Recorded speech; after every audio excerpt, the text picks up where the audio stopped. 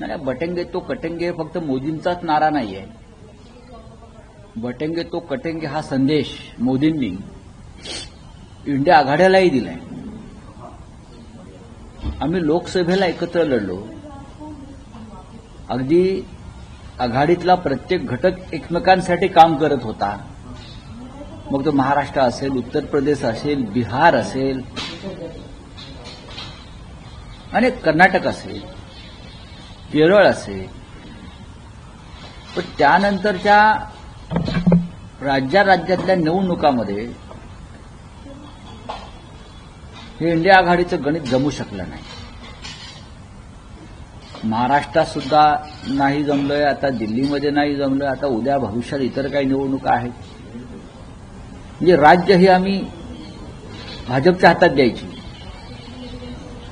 राज्य जर भाजपच्या हातात गेली तर लोकसभा कशी लढणार भविष्यात?